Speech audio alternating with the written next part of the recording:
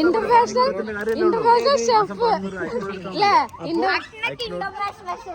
ആ രാത്രി ഇരുന്ന് കാണിക്കുന്ന പണി.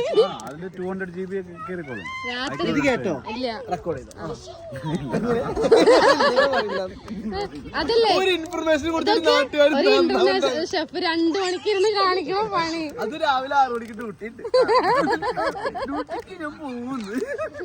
അടുത്തത് രോഗികളെ കുത്തി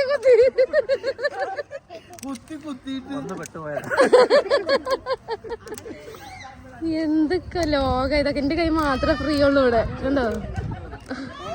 ആ ഒരു ഡീസന്റ് ഇടക്ക് ഒരു ഡീസന്റ്